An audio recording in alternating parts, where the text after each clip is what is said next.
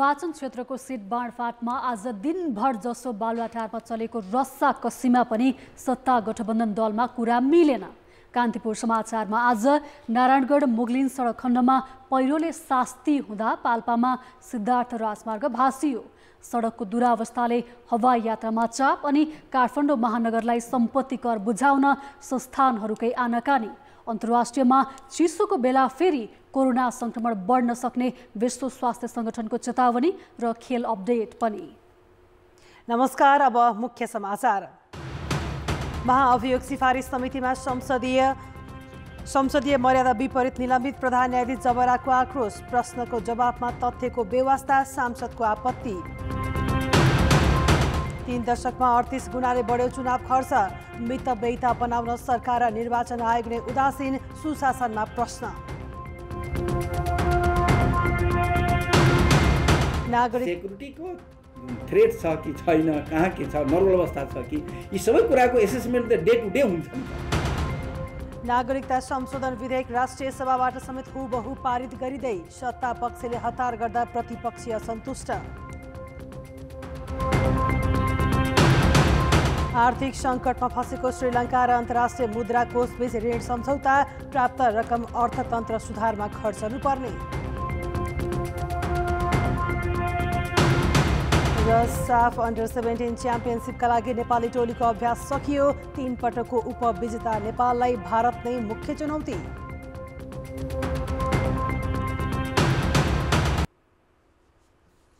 Seat बाँडफाँडको टुङ्गो लगाउन भन्दै सत्ता गठबन्धन दलका शीर्ष नेताहरूको बैठक बसिरहेको छ। आज दिनभरदेखि जारी बैठकमा कसले कति सिट लिने भन्नेमै रस्साकस्सी चलिरहेको छ। प्रधानमन्त्री निवास बालुवाटारमा जारी 5 दलीय गठबन्धनको बैठकले मङ्सिर 4 गते हुने प्रतिनिधि सभाका 165 र प्रदेश सभाका 330 सिटको भागवण्डा टुङ्गो लगाउने प्रयास गर्दैछ। सरकारका प्रवक्ता तथा नेपाली काङ्ग्रेसका नेता ज्ञानेन्द्र बहादुर कार्कीले सबैलाई सम्मानजनक हुने गरी सिट बाँडफाँड आजै सक्ने तयारी भइरहेको बताए। साउन पहिलो साता नै टुङ्गो लगाउने भनिए पनि गठबन्धन दलले अस्वाभाविक माग राखेपछि सहमति जुट्न सकेको छैन। यसै विषयमा थप जानकारी दिन प्रधानमन्त्री निवास बालुवाटारबाट सहकर्मी पर्वत राज घिमिरे प्रत्यक्ष सम्पर्कमा छन्। पर्वतजी, सत्ता गठबन्धनको बैठक दिनभरदेखि नै चलिरहेको छ, के भइरहेको छ त्यहाँ अहिले? श्रद्धाजी, बिहान 11:30 बजेदेखि सुरु भएको यो सत्ता गठबन्धन दलको बैठक अहिले पनि बालुवाटारमा जारी छ। गठबन्धनको बैठकमा सिट बाँडफाँडका लागि बनेको कार्यदलका सदस्यहरू पनि सहभागी छन्। निरन्तर अहिले पनि बैठक चलिरहेको छ। केही बेर अगाडि नेकपा माओवादी केन्द्रका अध्यक्ष पुष्पकमल दाहाल बैठक स्थलबाट बाहिरिएका थिए। त्यसै गरी जसपाका अध्यक्ष उपेन्द्र यादव पनि बैठक स्थलबाट बाहिरिएका थिए। उनीहरू बाहिरिएको केही बेरपछि, झन्डै आधा घण्टापछि पुनः बैठक स्थलमा प्रवेश गरेका छन् र अहिले यो प्रधानमन्त्री निवास बालुवाटारमा सत्ता गठबन्धनको बैठक चलिरहेको छ र आजै बेलुकासम्ममा राति भए पनि सिट बाँडफाँडको टुङ्गो लगाउने प्रयास भइरहेको जानकारीमा आएको छ। श्रद्धाजी, पर्वतजी, आजै कुरा मिल्ने सम्भावना कतिको छ? कहाँनिर कुरा नमिलेको हो खासमा? श्रद्धाजी, कार्यदलको बैठक, खास गरेर सत्ता गठबन्धन दलले सिट बाँडफाँडका लागि जुन कार्यदल गठन गर्यो, कार्यदल गठन भइसकेपछि निरन्तर कार्यदलको बैठक र त्यसै गरी शीर्ष नेताहरूसँग पनि त्यो कार्यदलले पटक पटक वार्ता र छलफलहरू गर्दै आएको छ। खास गरेर सिट बाँडफाँडको कुरामै दलहरू सहमतिमा पुग्न सकेका छैनन्। प्रत्यक्षतर्फ 165 सिट र त्यसै गरी प्रदेशमा 330 सिटमा दलहरूले आफ्नै दाबी गर्दै आएका छन्। सत्ता गठबन्धनको मुख्य दल नेपाली काङ्ग्रेसले पनि आफ्नो दाबी कायम राखेको छ भने त्यसै गरी सत्ता घटक माओवादी केन्द्र, समाजवादी, जसपा, जनमोर्चा यी सबैले सिट जति 165 केन्द्रका लागि 165 सिट छ, त्यो 165 भन्दा बढी सिट चाहिँ उनीहरूले दाबी गरिरहेका छन्। त्यसले गर्दाखेरि पनि सिट बाँडफाँडको टुङ्गो अझै लाग्न सकेको छैन। आज बेलुकासम्ममा सिट कुन दलले कति पाउने भन्ने टुङ्गो लगाउने प्रयास भइरहेको भनेर केही बेर अगाडि पनि शीर्ष नेताले हामीलाई जानकारी गराउनु भएको छ। कार्यदलका सदस्यसँग पनि मैले केही बेर अगाडि कुरा गरेको थिएँ। उहाँले पनि हामी निरन्तर छलफलमा छौँ र केही अझै छलफल बाँकी रहेको र आजै त्यो निष्कर्षमा पुग्ने सम्भावना पनि रहेको छ भनेर हामीलाई जानकारी गराउनु भएको छ। श्रद्धाजी। हस् पर्वतजी, जानकारीका लागि धन्यवाद। यिनी थिए हाम्रा संवाददाता पर्वतराज घिमिरे। बालुवाटारबाट सिट बाँडफाँडका विषयमा कुरा नमिलेपछि सत्ता गठबन्धनको बैठक बालुवाटारमा जारी रहेको छ। यस विषयमा थप जानकारी दिँदै हुनुहुन्थ्यो। लागौँ अर्को प्रसङ्गतर्फ। राष्ट्रपतिले सन्देशसहित फिर्ता गरेको नागरिकता विधेयक राष्ट्रिय सभाबाट पनि हुबहु पारित गर्ने तयारी भएको छ। विधेयकमाथि अहिले राष्ट्रिय सभा बैठकमा छलफल भइरहेको छ। छलफलमा सत्ता पक्ष र विपक्षी दलका सांसदहरूले फरक फरक धारणा राखिरहेका छन्। यो विधेयक आजै पारित गरेर प्रमाणीकरणका लागि राष्ट्रपति समक्ष पेश गर्ने तयारी छ। यसअघि संसदको दुवै सदनबाट पारित भई प्रमाणीकरणका लागि पेश भएको नागरिकता विधेयकमा आमाको नामबाट नागरिकता दिने विषय, वैवाहिक अङ्गीकृत लगायतका विषयमा चासो राखेर राष्ट्रपतिले गएको साउन 29 गते फिर्ता गरेकी थिइन्।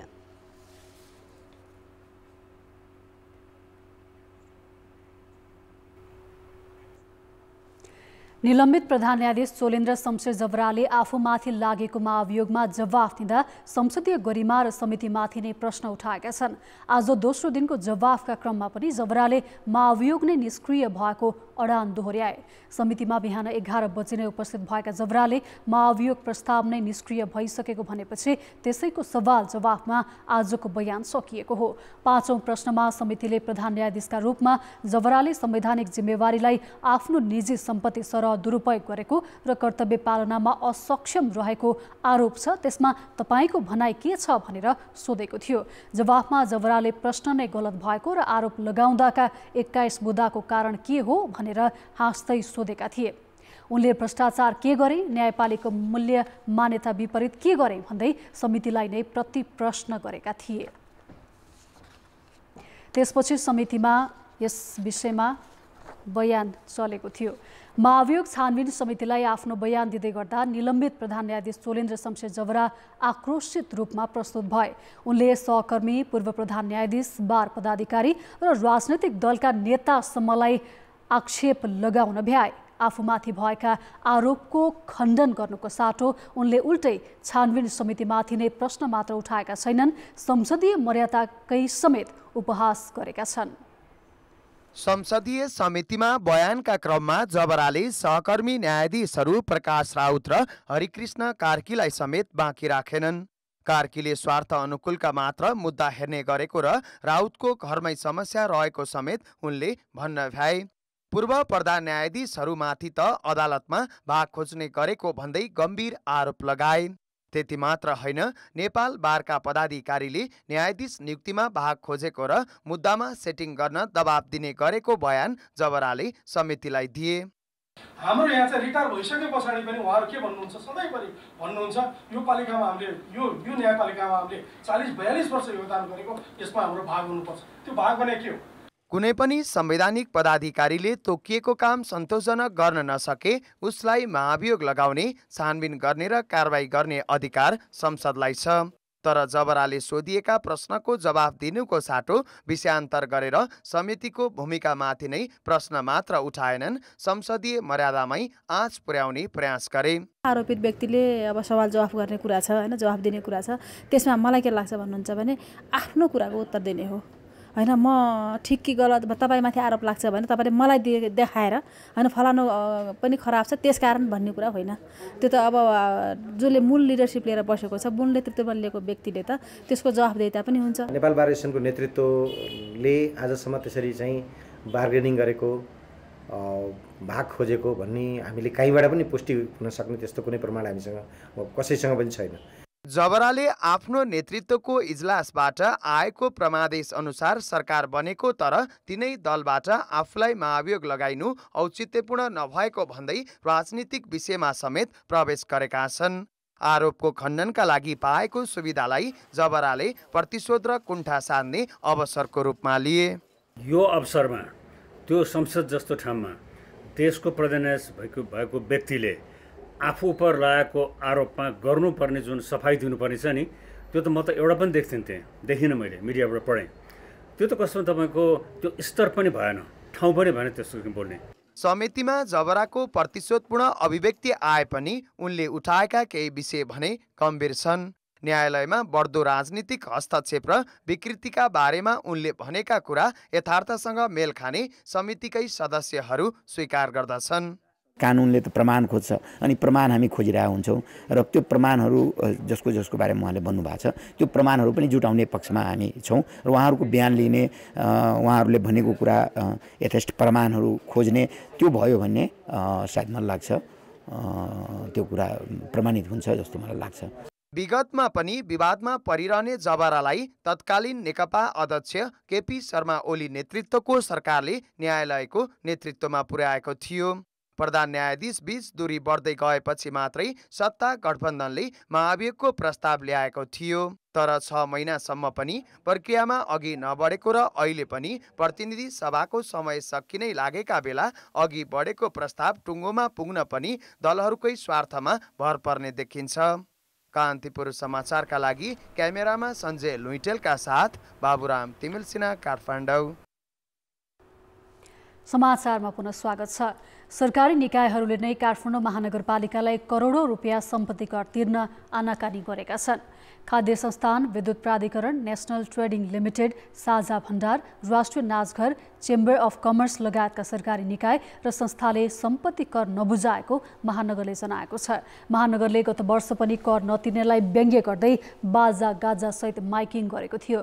सम्पत्ति कर बापत मात्रै करिब 50 करोड रुपियाँ उठाउन बाँकी रहेको महानगरले जनाएको छ। सरकारी निकायहरू आएको छैन, आएको अवस्था छैन। उहाँलाई फेरि हामी पत्रचार गर्छौँ, पुनः पत्रचार गर्छौँ, त्यसपछि गएर माइकिङ पनि गर्छौँ। पत्रचार गर्दाखेरि अब बिर्सिया हुनसक्छ, सूचना नपुग्या हुनसक्छ होइन, अनि माइकिङबाट फेरि सम्झाउँछौँ। हामीले उठाउनु बाँकी चाहिँ मलाई लाग्छ 40-50 करोडको हाराहारीमा होला। महानगरपालिकाले 24 घण्टे चेतावनी दिएपछि भृकुटी मण्डपमा सञ्चालन हुँदै आएको फन पार्कले भने बक्यौता सहितको मनोरञ्जन कर चुक्ता गरेको छ। 4 वर्षदेखि बाँकी रहेको बक्यौता सहितको मनोरञ्जन कर बापत 17,36,000 चुक्ता गरेको हो। समाज कल्याण परिषदसँग भृकुटी मण्डपमा लगभग 42 रोपनी जग्गा भाडामा लिएर फन पार्क सञ्चालन भइरहेको छ। महानगरको अनधिकृत संरचना हटाउने अभियान जारी नै छ। महानगरले मापदण्ड विपरीत भन्दै आज त्रिपुरेश्वरको डिजिटल होर्डिङ बोर्ड बन्द गराएको छ। अब जनमतको अन्तिम परिणाम। जनमतमा हिजो हाम्रो प्रश्न थियो, शिक्षा विषय अध्ययनमा विद्यार्थीको रुचि किन कम भएको होला? ए, अवसरको कमी, बी, शिक्षा नीतिमा समस्या र सी, पाठ्यक्रममा सुधार नभएर। जनमतको अन्तिम परिणाम यस्तो छ, ए, अवसरको कमीमा 40%, बी, शिक्षा नीतिमा समस्यामा 37% र सी, पाठ्यक्रममा सुधार नभएरमा 23%। अब आजको प्रश्न। जनमत हाम्रो प्रश्न छ, सरकारी निकायहरूले नै कर तिर्न आनाकानी गर्नुलाई के भन्ने? ए, अटेरीको हद, बी, कानुन उल्लङ्घन र सी, नेतृत्वको कमजोरी। जनमतको अन्तिम परिणाम भोलि साँझ 8 बजेको कान्तिपुर समाचारमा प्रसारण गर्नेछौँ। कृपया NEWS news space A, B वा C टाइप गरी 34001मा SMS गरी आफ्नो मत व्यक्त गर्नुहोला। मुलुकका अधिकांश क्षेत्रलाई काठमाडौँ उपत्यकासँग जोड्न मुख्य लाइफलाइन मानिने नारायणगढ मुगलिन सडक खण्ड बारम्बार पहिरोले अवरुद्ध हुँदा यात्रुले शास्ति खेप्नु परेको छ। पटक पटक एकै ठाउँमा पहिरो खस्दा हुने अवरोधले बेला बखत काठमाडौँको बजार भाउमा समेत असर पार्छ। तर समस्या समाधानको दीर्घकालीन प्रयासमा सरकारको ध्यान नै पुगेको छैन। नारायणगढ मुगलिन सडक खण्डको भरतपुर 29 केराबारी क्षेत्रमा 2वटा पुल छन्, तर नयाँ बनेको पुल पहिरोले पुरिएको छ। पुरानो पुलमाथि पानी बगिरहेको छ। साउन 16 गते त यहाँ बारम्बार पहिरो खस्दा यातायात आवागमन नै प्रभावित हुने गरेको छ। बिहिबार बिहान 6 बजीतिर पुनः पहिरो खसेपछि यात्रुले 8.5 घण्टासम्म शास्ति भोग्नु पर्यो। अप्ठ्यारो त छ नि, अप्ठ्यारो परिरहेको छ। अब यत्रो हेर्दा हजारौँ मान्छेहरू जाममा परिसक्नु भयो। अप्ठ्यारो त अब सबैलाई परिरहेको छ नि। यो जुन बाटोलाई कुन तरिकाले हुन्छ, कुन हिसाबले हुन्छ, राम्रो हिसाब किताबबाट चाहिँ यो बाटो विस्तार गर्नुपर्ने हुन्छ अहिलेको सरकारले। पहिरो खस्ने बित्तिकै ट्राफिक प्रहरीको दौडधुप चल्छ। सडक डिभिजन कार्यालयले अवरोध पन्छाउन प्रयास गर्छ। एक त पर्याप्त स्रोत साधन अभाव, अर्कोतिर हटाएर नसक्दै अर्को पहिरो खस्ने गर्दा झन समस्या भोग्नु परेको छ। यो राष्ट्रिय राजमार्गसँग जोडिएको राजमार्ग भएको कारणले हामीले यसलाई धेरै नै आफ्नो क्षमताले भ्याएसम्म सबै निकायहरूलाई हार गुहार गरेर यसमा हामी दत्तचित्त भएर लागिरहेका छौँ। नारायणगढ मुगलिन सडक खण्डमा वर्षेनी र बारम्बार यस्तो समस्या दोहोरिने गरेको छ। पहिरोको उच्च जोखिमको रूपमा पहिचान गरेका 18 स्थानमा रक नेटिङ, बोल्टिङ र बायो इन्जिनियरिङ जस्ता आधुनिक प्रविधिबाट पहिरो रोकथामको प्रयास नभएको पनि होइन, तर नजिकै अर्को ठाउँमा पहिरो खसिहाल्छ। खालि हामीले पहिरो फाल्ने, सकभर पहिरो फाल्ने, छिटो फाल्ने गाडी चलाउने, अहिले बर्खाको काम त त्यति नै हाम्रो। काठमाडौँ जोड्ने पृथ्वी राजमार्गमा वर्षौंसम्म शास्ति दिएको धादिङको कृष्णभिरको पहिरो करिब 1.5 दशक अघि जापानी प्रविधिले रोकथाम भएको थियो। त्यसयता नारायणगढ मुगलिन सडक खण्डमा वर्षायाममा मात्रै होइन, हिउँदमा पनि पहिरोले दुःख दिने गरेको छ। सहायक सडक र जथाभावी डोजरको प्रयोग पनि त्यसको कारण हो। समयमै स्रोत साधन उपलब्ध गराएर छिटोभन्दा छिटो पहिरो हटाउन सकिएको खण्डमा हजारौं यात्रुहरूले शास्ति भोग्नबाट मुक्ति पाउनेछन्। कान्तिपुर समाचारका लागि राजु चौधरी, भरतपुर, चितवन। अविरल वर्षाका कारण सिद्धार्थ राजमार्गको हिउँदे खोलामा सडक भासिएको छ। उक्त राजमार्ग अन्तर्गत पाल्पाको 3औं गाउँपालिका 5 मा 50 मिटर सडक भासिँदा यातायात अवरुद्ध भएको छ। भासिएको सडकमा डाइभर्जन गराउन कम्तीमा 20 घण्टा लाग्ने प्रमुख जिल्ला अधिकारी जगन्नाथ पन्तले बताएका छन्। 3 साता अघिदेखि राजमार्गको तल्लो भागमा सामान्य चर्किन थालेको थियो। निरन्तरको वर्षापछि सडकको अधिकांश भाग भासिएको छ। सडक डिभिजन कार्यालय पाल्पाले पनि यातायात पूर्ण रूपमा सञ्चालन गर्न नसकिने गरी राजमार्ग भासिएको जनाएको छ।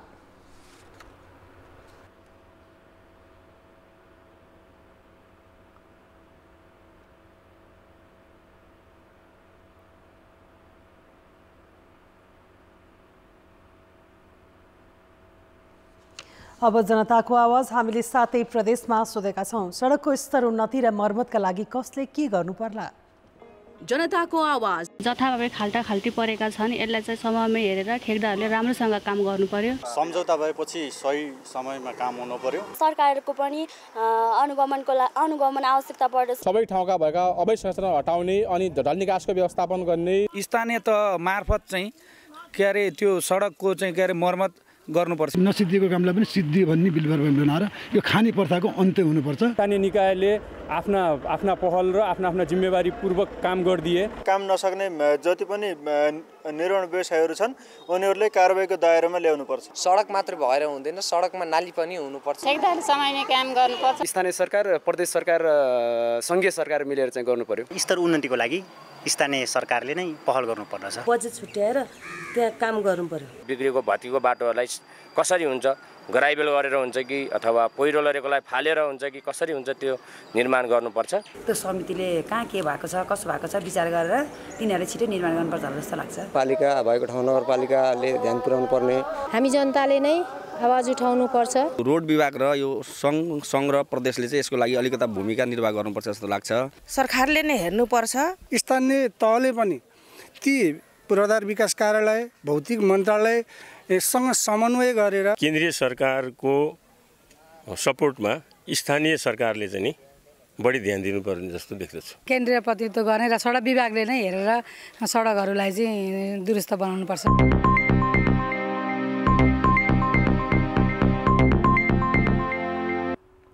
आम निर्वाचनको मिति नजिकिने जाँदा सुर्खेतका राजनीतिक दल चुनाव केन्द्रित अभियानमा लागेका छन्। केन्द्रीय नेतृत्वसँग टिकटको कुरा गर्नेदेखि गाउँ ठाउँमा प्रचार गर्न नेताहरूले सुरु गरेका छन्। यो सँगै जिल्ला नेतृत्वले उम्मेदवार सिफारिसको तयारी गरेको छ। प्रतिनिधि सभातर्फ 2 र प्रदेश सभातर्फ 4 निर्वाचन क्षेत्र रहेको सुर्खेतमा उम्मेदवारका कयौं आकांक्षी देखिएका छन्।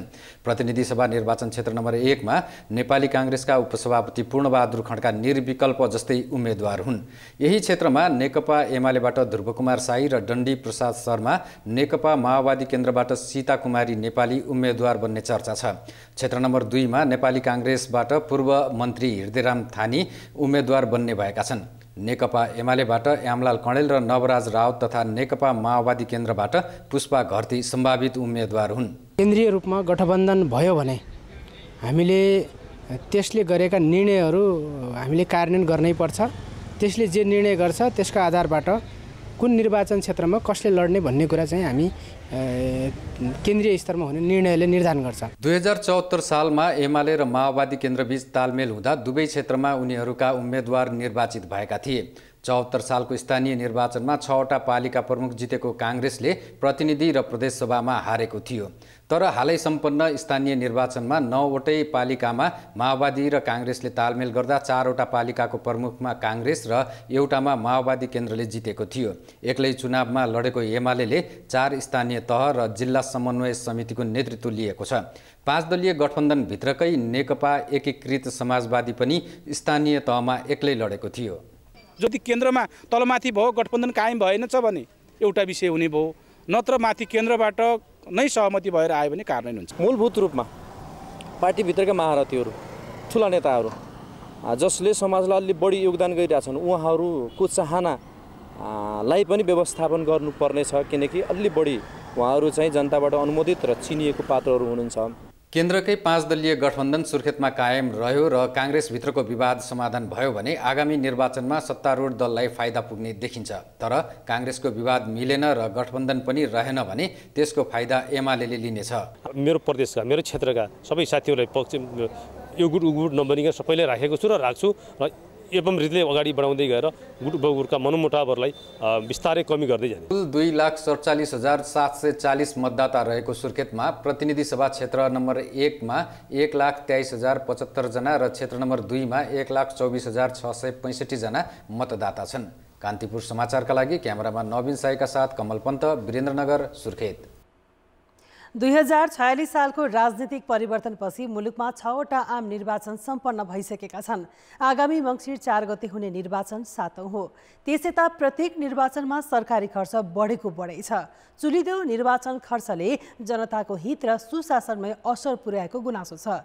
त्यही भएर पनि कुनै बेला राजनीतिक खिचातानीले मध्यावधि चुनाव आउने बित्तिकै चुनावमा हुने ठूलो खर्चले धेरैले अत्याउँछ।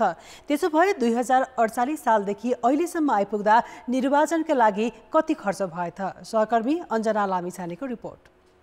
प्रजातन्त्र पुनर्स्थापनापछि 2048 साल वैशाख 29 गते भएको पहिलो आम निर्वाचनमा 80 करोड रुपैयाँ खर्च गरिएको थियो।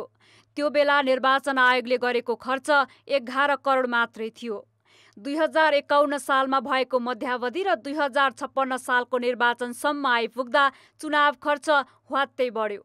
1 अर्बबाट झण्डै 3 अर्ब पुग्यो। 2062-63 सालको जनआन्दोलनपछि 2064 सालको पहिलो संविधान सभा निर्वाचनमा खर्च तेब्बर पुग्यो। त्यो चुनावमा 7.5 अर्ब खर्च हुँदा आयोगले 2 अर्ब 80 करोड रुपैयाँ पाएको थियो। त्यसयता प्रत्येक निर्वाचनमा चुनावको खर्च दोब्बर हुँदै आएको छ। अब यो निर्वाचन पनि आयोग अत्यन्तै मितव्ययी रूपमा निर्वाचन सम्पन्न गराउने यसको मोटो हो, मेन मोटो। नेसनल ट्रेजरीमा चाप छ। यो कुरा हामी सबै आयोग स्वयं पदाधिकारी कर्मचारी सबैले रियलाइज गरेका छन्। हामीले खर्च बचाउनुपर्छ। हामीले तिरेको करबाट निर्वाचन हुँदैछ, त्यो कुरा एकदम महसुस गरेर कहाँ खर्च घटाउन सकिन्छ भने अत्यन्तै संवेदनशील ढङ्गले लागेको छ। 2070 सालको दोस्रो संविधान सभा 2064 को खर्च भन्दा झण्डै दोब्बरले वृद्धि भयो। आयोगले मात्रै झण्डै 6 अर्ब खर्चेको तथ्याङ्क छ। 2074 सालको स्थानीय प्रदेश सभा र प्रतिनिधि सभा निर्वाचनमा झण्डै 30 अर्ब खर्च भएको छ। आगामी मङ्सिर 4 गते हुने निर्वाचनका लागि 19 अर्ब बजेट छुट्याएको सरकारले आयोगलाई 10 अर्ब दिएको छ। निर्वाचन खर्चमा भइरहेको बढोत्तरीले समग्र चुनाव निकै महँगो बन्दै गएको पुष्टि गर्छ। नियमित काम गर्नै पर्ने सरकारी कर्मचारी तथा सुरक्षाकर्मीलाई समेत दोहोरो तलब भत्ता दिएर राज्य कोषको मोटो रकम सिध्याउने गरिएको छ। नेपाल सरकारले सुरक्षाकर्मीलाई जुन कि नेपाल प्रहरी छ, सशस्त्र प्रहरी छ, हैन, अरू नेपाल सेना छ, अनुसन्धान छ, यो सबै 4वटा हाम्रो निकाय जुन छ उनीहरूलाई स्पेशल बजेट किन छुट्याउनु पर्यो? सेक्युरिटीको जुन थ्रेट छ कि छैन, कहाँ के छ, नर्मल अवस्था छ कि, यी सबै कुराको एसेसमेन्ट त डे टु डे हुन्छ नि त। सेक्युरिटीको डे टु डे हुन्छ नि त। अन्त त्यो हुँदै गर्दाखेरि उनीहरूलाई त्यति बेला नै निर्वाचनकै बेलामा बढी इक्विपमेन्ट चाहियो, खर्चको लागि बढी भेहिकल्स चाहियो, सबै कुरा। यो त सरकार र आयोगले गर्ने प्रत्यक्ष खर्चको विवरण हो। प्रधानमन्त्री मन्त्री चुनावमा खर्दा सुरक्षाकर्मी र सवारी प्रयोगमा तथा अप्रत्यक्ष खर्चको त हिसाब नै हुँदैन। 2048 सालमा एकजना मतदाता बराबर 9 रुपैयाँ 83 पैसा खर्च गरेको आयोगले 74 को निर्वाचनमा आइपुग्दा 503 रुपैयाँ खर्च गरेको तथ्याङ्कले निर्वाचनमा पैसा कसरी खनाइन्छ भन्ने देखाउँछ। यो प्रवृत्तिले सुशासनमा कस्तो असर पार्छ त? यो चुनावमा भएको खर्चले चाहिँ सुशासनमा कहाँनिर प्रभाव पार्छ त भन्दा चाहिँ गरिब जनताहरूको लागि यसले के गर्छ त भन्दा चाहिँ मूल्यवृद्धि भइसकेपछि तपाईँको निश्चित आय भएको वर्गलाई चाहिँ यसले चाहिँ लखेट्छ, थुप्रो लखेट्छ, बाँच्न नसक्ने गरी लखेट्छ, सबैको भाउ बढ्छ। एउटा त्यो पक्ष अचुलो छ। अर्को तपाईँको विकास निर्माणको कुराहरूलाई यसले चाहिँ प्रत्यक्ष नेगेटिभ असर पार्छ होइन। समय, प्रविधि, जनशक्ति र महँगीले निर्वाचन खर्चमा असर त पार्छ नै, तर खर्च नियन्त्रणमा सरकार र आयोग संवेदनशील नहुँदा निर्वाचन थेग्नै गाह्रो हुने गरी महँगो भइरहेको छ। उम्मेद्वारको अधिक खर्चदेखि चलखेल र भ्रष्टाचार जस्ता घटना बढ्दै गएका छन्।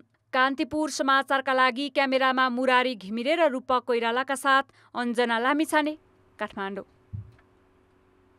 प्रधानमन्त्री शेरबहादुर देउवाले स्वर्गीय प्रदीप गिरीका विचारको अनुसरण गर्नुपर्ने बताएका छन्। प्रतिनिधि सभा सदस्य गिरीको निधन भएको 13औं पुण्यतिथिमा आज काठमाडौँमा गरिएको कार्यक्रममा प्रधानमन्त्री देउवाले गिरीका दार्शनिक तथा समाजवादी विचारधाराको सबैले अनुसरण गर्नुपर्ने बताए। उहाँ चाहिँ समाजवादी मात्रै होइन, उहाँ चाहिँ दार्शनिक पनि हो।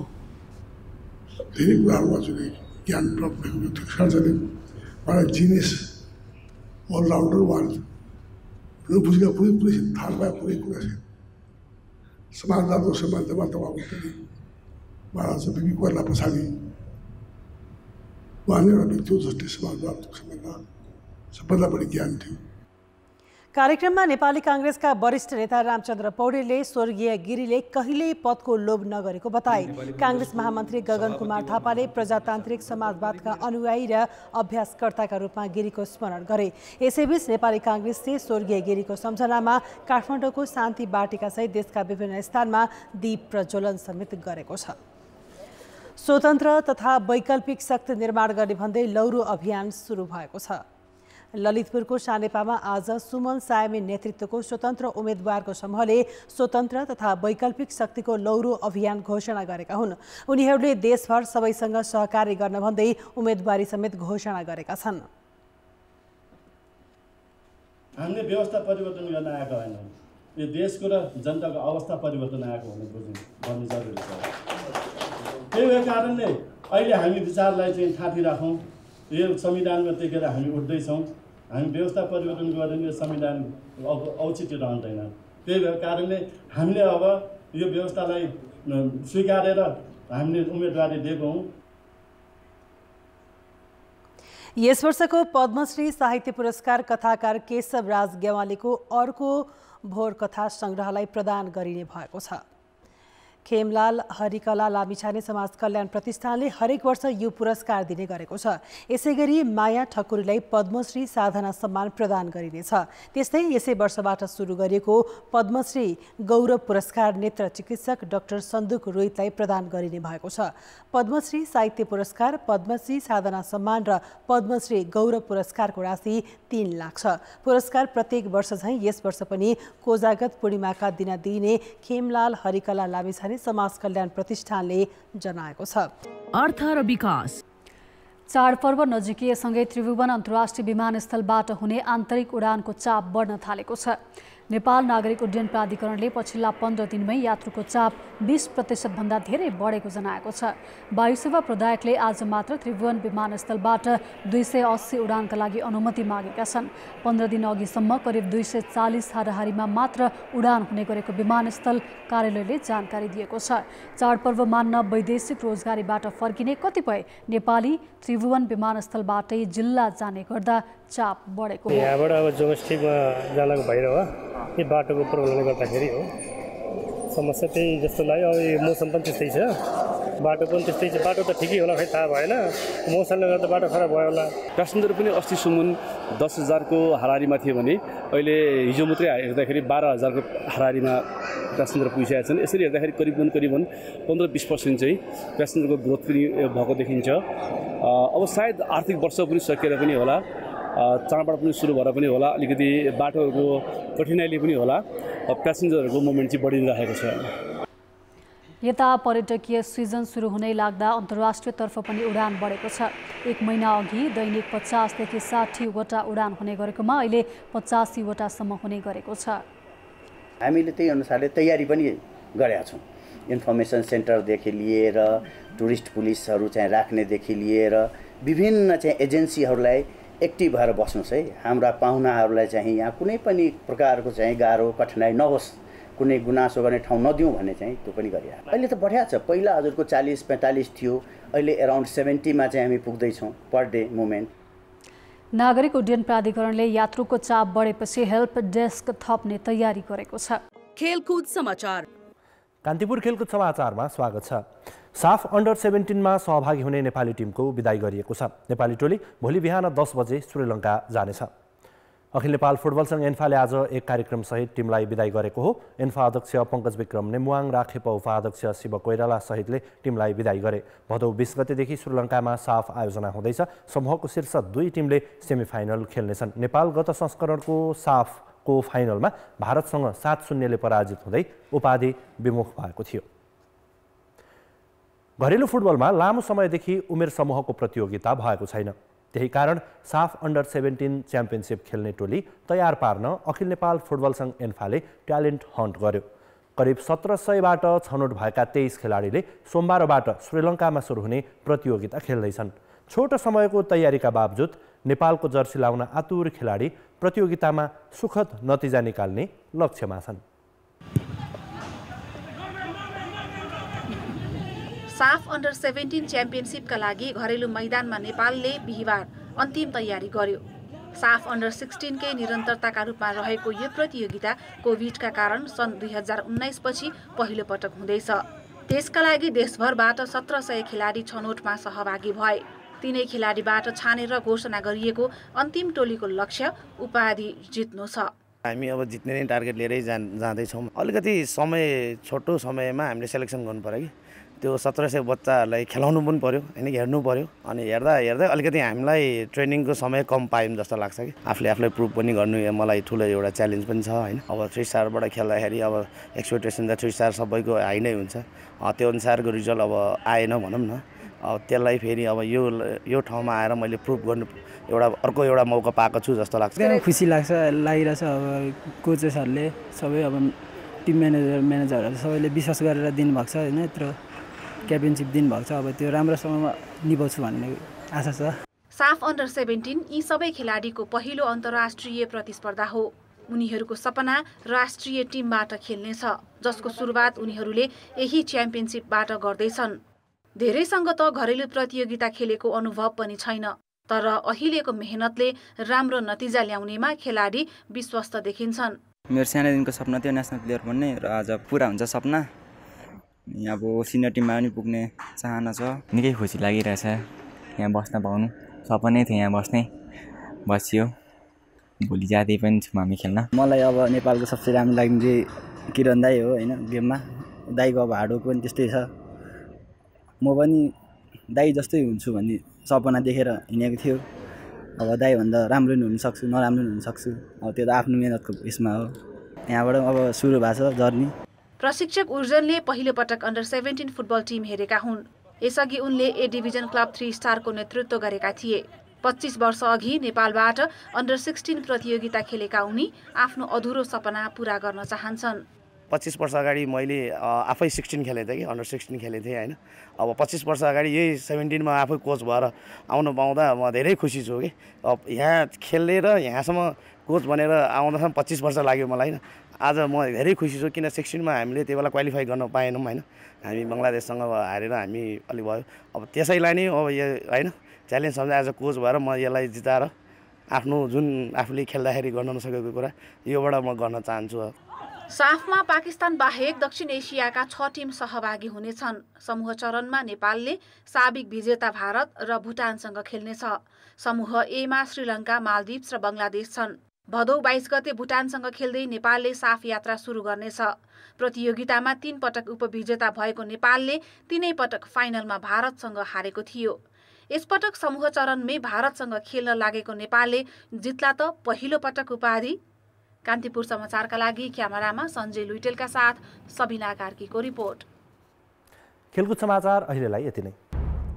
कान्तिपुर समाचार अहिलेलाई सकियो। कान्तिपुर टेलिभिजन हेर्दै गर्नुहोला। नमस्ते।